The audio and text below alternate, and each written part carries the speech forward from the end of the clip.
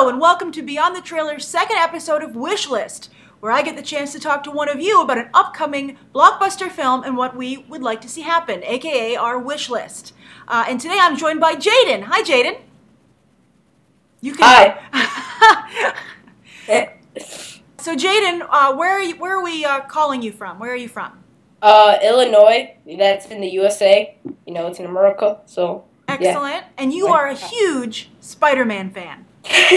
Yeah, I'm a big Spider-Man fan. Yeah. Yes, your avatar on YouTube is the Spider-Man picture. Your email address is under Miles Morales, right? Yeah. And you've been asking me before about numerous Spider-Man news and updates and comic books, so that's why I picked The Amazing Spider-Man 2 for us to discuss. Yes, thank you. I do know a lot about that. So excellent. Well, kind of to give viewers an idea of your taste as a moviegoer, why don't you tell everybody what you've thought of the first Amazing Spider-Man on its own in comparison to Raimi's work? To be honest, I think Mark Webb's is better because they tried to place this Spider-Man in today's world, you know, in 2012 when it came out, and back in 2002 when Sam Raimi's came out, you know, it was kind of a little more cheesy at some times. You know, I always still loved it. I was crushed when they said they were going to reboot it. I completely hated the movie, but then they uploaded that teaser of him like running on the rooftops and everything, and I was like, all right, I'm just going to check it out because it's in 3D. And then, after some time, I'm really getting into this movie. I love it. Then I watch it. I say towards the end, it kind of disappointed me just a little bit. So you were a little disappointed, but overall, you were happy, and you want to see it continue. Yeah. I do want to see this continue. Excellent. All right, so let's get into our top 5 lists. You can start. What's your number one thing that you want to see in The Amazing Spider-Man 2? My number one thing I want to see in The Amazing Spider-Man 2 is Electro. Now let me explain. They said Electro was going to be very venomous, and I want to see that because usually they try to make these Spider-Man villains like sympathetic and everything, and I'm like, when are we going to get like a villain that is like pure evil? Mm-hmm. So I want to see that. I totally agree. It's interesting. On my list as well is Electro. And not just the character, but I want to see Jamie Foxx really take this role on. He's a great actor. Yeah. He has a great mix of comedy and drama, obviously. And I want to see him maybe get close to like what Heath Ledger has done with the Joker, Tom Hardy with Bane, right? I think it would not only be great for the comic book, but also for bringing more diversity to comic book movies. Mm-hmm. And I just think that's a huge opportunity, and I want to see it pay off. Yeah, because everybody at Comic-Con, when they do the Q&A, everybody was asking, are these too much villains, Spider-Man 3 all over again? And they say, look, Electro is going to be the main conflict that Spider-Man's going to have to get over. And that's kind of like making me uneasy but easy, because I want to see Electro, but that's going to make these other so-called villains, like the Osborns and Rhino, it makes me feel that they're going to be rushed, and I don't want to see any rushed villains. So what's your number 2? My number 2 is a new soundtrack. Ooh, I like that. Okay, why do you want a new soundtrack? I'm going to be completely honest with you, Grace. I did not like James Horner's soundtrack one bit. It did not remind me of Spider-Man, because if you take the average moviegoer and you have them listen to, Danny Elfman's original Spider-Man, well, they probably think Spider-Man. Mm-hmm. But if they listen to James Horner's, they're going to be like, Titanic? I don't know. No, I think you're right. And also, when I think about it, you've kind of given me a pop quiz. I could not hum the Spider-Man theme for you, either of them. But Man of Steel, they played that during the 75th anniversary, celebratory animated short. I immediately recognized it. So that has kind of, even in a short period of time, become the official Man of Steel Superman theme.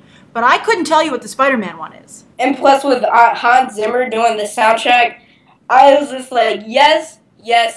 Hans Zimmer he's so amazing. He did Man of Steel, which I love, The Dark Knight. I love that. He did Pirates of the Caribbean. I don't really like that so much. But the music was good. Yeah. I hear to these soundtracks and I'm like, when can we get like another good Spider-Man one? And Now Hans Zimmer's directing, like composing it, and I'm feeling assured that's just another one good thing happening in this movie. So my number 2 goes back to something you were saying just a little bit earlier about I don't want this movie to be too crowded. I'm very nervous about it, as you said, Spider-Man 3. This happens to a lot. Yeah, I think even The Dark Knight Rises was too crowded, and I'm just nervous that they have too much going on. I would prefer it just be Electro versus Peter Parker, maybe some of the Osborn stuff going on in the background, but I see no reason to bring in the Rhino. Supposedly Black Cat is going to be there.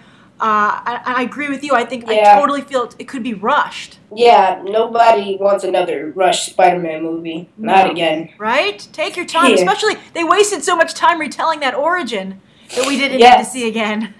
It's like, come on, guys. Just tell a good story. Like, I was watching The Amazing Spider-Man because on Blu-ray you have the commentary. And I was listening to Mark Webb talk, and he was talking all about, like, you know, they got to get this origin story done because they felt as though they needed to retell it because they're trying to do a new Spider-Man. And I found that kind of smart, but like kind of dumb. But if they're trying to do another Spider-Man franchise, if they tell the origin story again, I'm just gonna be like, they'll have to come up with something better than 3D. It's not. Right? You're like, I've already seen it in 3D. I've already seen it twice. You guys are gonna have to come up with like 4D or something. All right, so what's your number 3? What's the third thing that you want to see? Number 3 isn't, like, supposedly, like, in the movie, but it's, like, kind of, like, about the movie around it. Like, I want better viral marketing. And now let me explain. Oh, this is fascinating. I like this choice. Okay. So, in The Amazing Spider-Man, they were trying to advertise this whole untold story thing. Mm-hmm. I found that very, like, especially after watching the movie, I'm like, yeah, hints about his dad here and there, blah, blah, blah, but really no untold story. Yeah, right? It was told many times. Like, retold story. Yeah, exactly. I like that. Retold. That's great. As much as I'm a fan of Amazing Spider-Man 2, and I want to see as much of it, I want to see less of it before the movie comes out. Because they were trying to show these TV spots and clips. So when you say viral marketing, you mean you want them to be more creative. Think outside the box. Yeah. Yeah, okay. More like that. That's smart. Well, you know what? That's interesting. It ties into my number 3, where I can't believe I'm saying this. I'd like them to not be so loyal to the original comics. Yeah. Because I feel that there's no surprises in the movie. For instance, this whole Gwen Stacy thing. Every comic book reader, the death of Gwen Stacy, perhaps the most famous death in comics, right up there with like Bruce Wayne's parents. And we've seen the stills from the set for Amazing Spider-Man 2. Yeah, her wearing the shirt, she's wearing the exact outfit. So as soon as she shows up in that, we're all going to be like, this is it. This is the scene. You know, so I just feel, you know, especially with the opening, as we said, and then the Gwen Stacy, I feel that taking their cues, you know, Mark Webb, as you said, I want to tell a new Spider-Man story. Well, go ahead, take some of the risks that Christopher Nolan did that paid off so well. He reinvented the Joker, and that was so powerful, it has gone across all the other mediums. So that's what I'd like to see. I'd like to see them not, think outside the box, not just in their marketing, but in their storytelling. That's good, because, they're doing the new Spider-Man, and they start wearing the same outfits and showing the same shots from, like, the previous one. It's kind of getting too predictable. It's hard to tell sometimes the set photos apart when I'm on Google Images. I'm like, okay, which movie was this? I got to find an actor who's only in the second one. Yeah. Right? Okay, so tell me, what's your 4th thing that you want to see in the film? My 4th theme was probably, two things, kind of 2 in 1. Okay. It's kind of like a more humor and this new Spidey suit. Okay. All right. So talking about Spider-Man's persona here. That's how we'll tie into 4. Okay. So let's do the first half. Why do you want to see more humor? They kind of had some humor. I like some of his quips, but there were not very many, as you're saying, in the first one. But all we got is the cart that you see, a few quips here and there. Then that's it. Yeah. Then things got super serious. Yeah. Right? If Spider-Man is supposed to be this extra cool, doing all the flips and everything, Spider-Man, and he's confident in himself, like they're saying at Comic-Con and everything, and they're saying he's extra funny, I'm like, yeah, I mean, you could say that, but it's not going to be true until we watch the movie. Yeah, that's right. All right, so talk about the suit. I like the suit a lot from the first film. Yeah. From the Amazing Spider-Man 1. I thought for the first time he looked like Spider-Man to me, which I thought was cool. But what do you want to see change? Well, I want to see changed is kind of like the same thing with Gwen's outfit. It's kind of like he jumps right off the comic book page. And the thing about the first Amazing Spider-Man was that me, because I like to draw and I'm an artist, oh, great. I couldn't really like draw it from memory because they showed the new suit of him doing this in the black background. I was like, that's our suit. I couldn't place it. So when I like this new suit. I like how they kept like the long legs on the spider. That's kind of like this franchise's spider. It's the long legs. But so far, after a few shots, I kind of liked it. But if I were to choose a suit between Sam Raimi's and this one, I'd probably go with Sam Raimi's because it kind of feels a little more comfortable, if you ask me. Well, also, I see what you're saying. So correct me if I'm wrong, though. I think that you're saying it's not distinctive enough to just the movie universe. Yeah. Right? It could be. It's too much like the comic, and therefore you can't look at maybe like your drawing and say, "Oh, you've drawn the movie Spider-Man." You're like, you've just drawn Spider-Man. Yeah. Okay. That's cool. I can see wanting to have its own identity, especially if they're going to, I guess they're not doing that because they're adhering so closely to the comics, but maybe if they were to take some risks, they could give them a little bit of a different suit. Well, my number 4, I would be totally down for a new suit. However, I did like the action in the first film, The Amazing Spider-Man, because it seemed like John Romita's famous poses. Mm-hmm.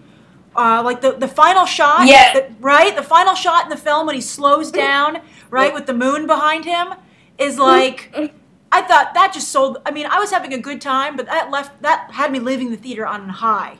And also when he was swinging through the streets of Manhattan between the buildings, they so often had him strike the ideal, perfect pose. And sometimes it was CGI, but a lot of the times it was like actual stuntmen striking those poses because they got people that had the look of the comic book Spider-Man.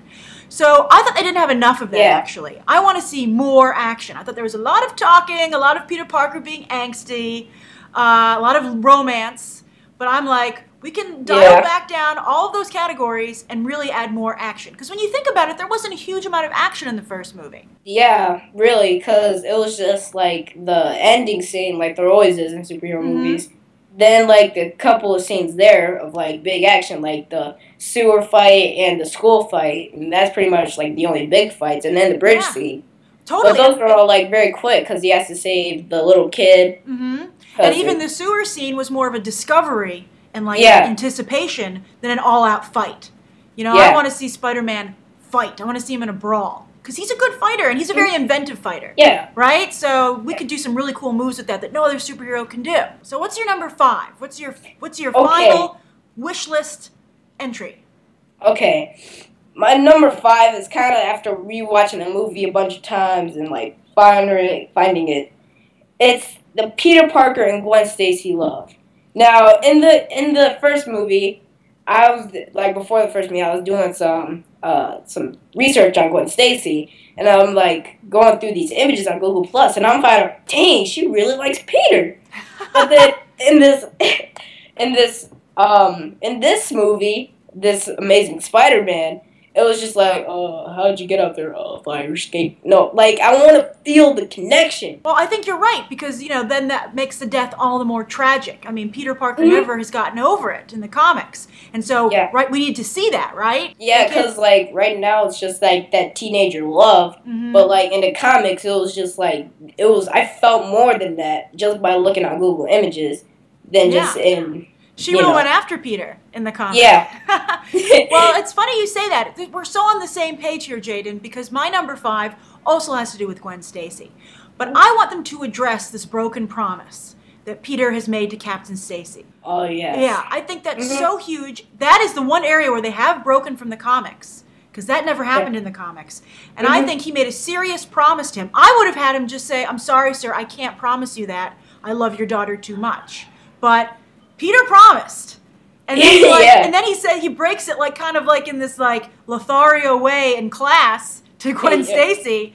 And she was kind of like, oh, that's pretty hot. And I'm like, that's your dead father that he broke a promise to. You should be angry a little bit about that. So I don't want them to just glaze over it and be like, woo, glad that's over. I want them to, they've put a huge knot in their relationship. And I want them to actually take the time to untie it. Because if you look at some of the set pictures, it's, the dead body of, Captain George Stacy and all cut up and everything. And I was like, what if this, like, because it was during the graduation scene, I was like, what happens if they, because in the said footage they had the kiss, Peter kissed Gwen, and then just walked off. Mm-hmm. And then I saw that, and then I see this dead Captain Stacy. Like, what if he's having visions or dreams of the promise, and he's like kind of reminding him. That's good. That's good, Jamie. Yeah, that means that they also have this on their wish list. So that's promising. So I'm excited about that. So for Amazing Spider-Man 2, is that your most anticipated movie of 2014? Yes, it is by far. By far. Oh, good. Oh, good. Excellent. Thanks for joining us, Jaden. I hope everyone goes and checks out your stuff. And thank you for participating in the latest episode of Wishlist. All right, thank you.